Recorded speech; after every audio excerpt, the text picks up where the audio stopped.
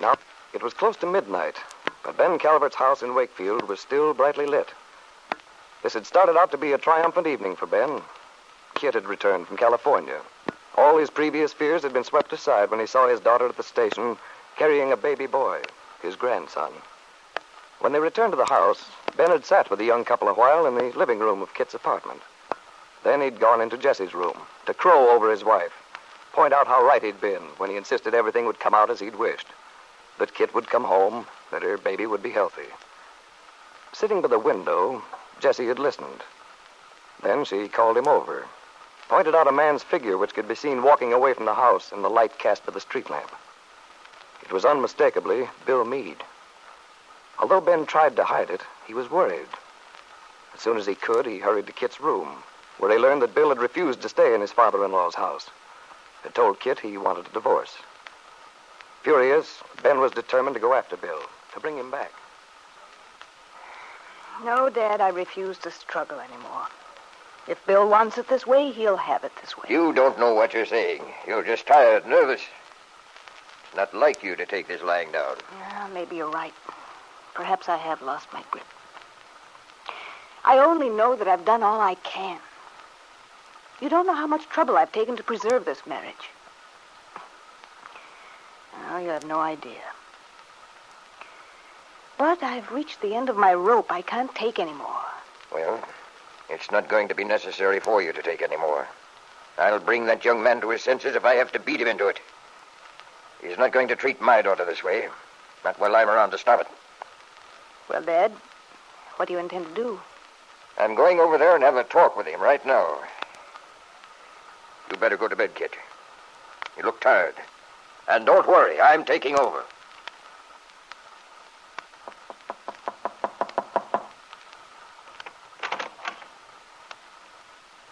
Hello, Bill. Mr. Calvert? I came over to have a little talk with you, Bill. Come in.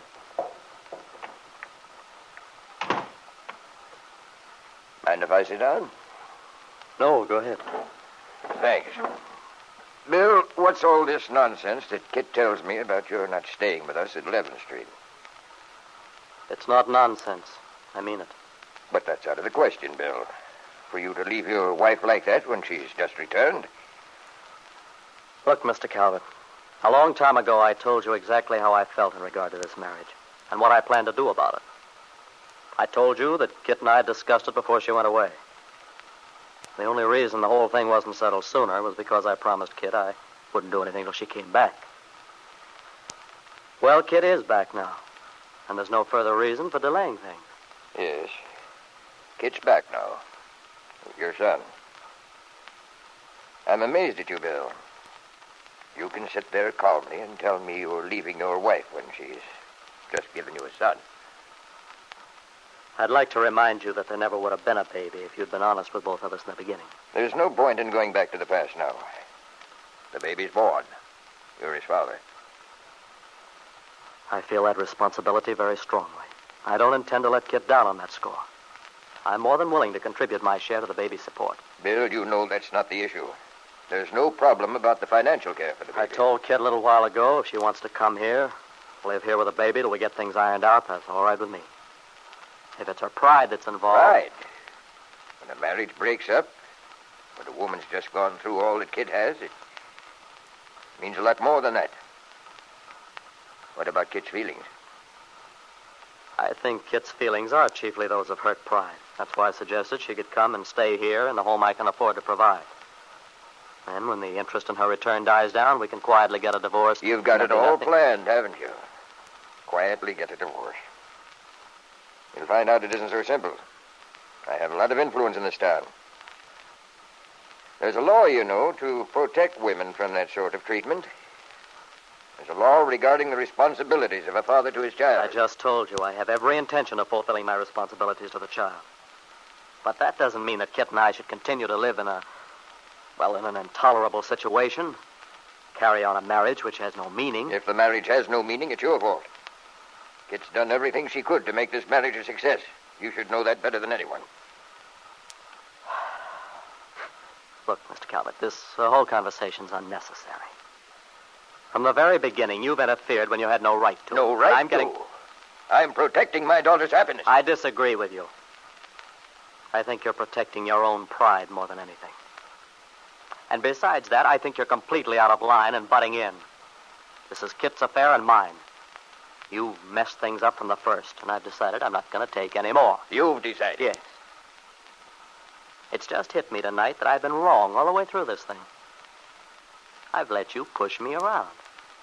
I've let Kit wind me around a little finger. It's no wonder you think I'm sort of a dope. Guess I've acted like one, all right. But I'm through now. From now on, I'm going to have something to say about what happens.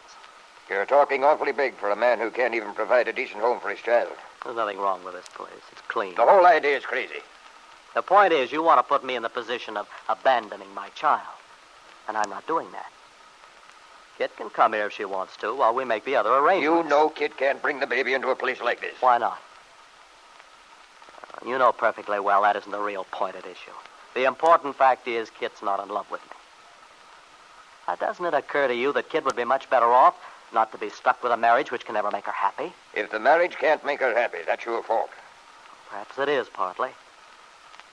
But if that's so, there's nothing more I can do about it. I've tried. But there's been something wrong from the beginning. It's a little late to be thinking about that now. Nobody forced you to marry Kit at the point of a gun, you know. No. No, not at the point of a gun. But you wanted this marriage. And you got it. I realize that up to now I haven't had too strong a character in this thing. But that doesn't mean I'm going to continue letting you run things your way.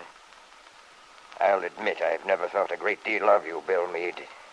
But I never thought you were a complete heel. Now I know you are. All this talk about my managing things is just to cover up for yourself. You're running away from responsibility. How many times do I have to tell you that isn't so? I do feel my responsibility to the child.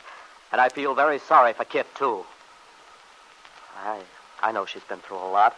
You're taking a fine way to show your sympathy. Running out on her the night she returns. I know it doesn't look good. But I also know I'm right for once. You want me to stay in that house and establish a precedent. If I do that, I'll gradually get sucked in the way I did before. And there'll be the whole thing to go through again. What I don't understand about either you or Kit is you're pretending to be surprised and outraged. Kit and I talked this all over before she left. And I told you very plainly that I intended to get a divorce. What's the matter? Didn't you think I'd have the nerve? I didn't think you were capable of being such a contemptible coward. You can call me a coward if you want to. But personally, I feel I can look myself in the eye for the first time in months. Well, you'd better take a good long look. Because when I get through with you, you're not going to be a very pretty sight, even to yourself.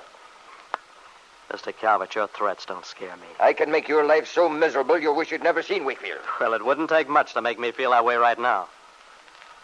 But I'm not afraid of anything you can do. Well, I warn you. If you want a fight, you're going to get one. I'm prepared for it. You better be. Well, I'd like to. I ought to beat you until you... Watch yourself, Mr. Calvert. I wouldn't want to hurt you.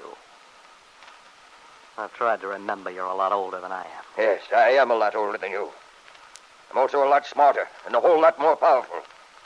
You'll regret this conversation someday, and not too long from now. Perhaps, but I doubt it. When I get my divorce, I'll be There's not going to be a divorce, do you hear? There's not going to be a divorce. As Ben Calvert drove back to his own house, he had for the first time in a long while a feeling of doubt in his capacity to get what he wanted. Tonight he'd seen a strength in Bill, a determination which he'd never seen before. It had surprised Ben, made him uneasy. And yet he was determined somehow to regain his control over the situation. What do you plan to do, Ben? Do you believe that you can alter the young man's determination to put an end to the marriage? Or do you intend to fight in some other way? To use your power in the community and your wealth to get what you want?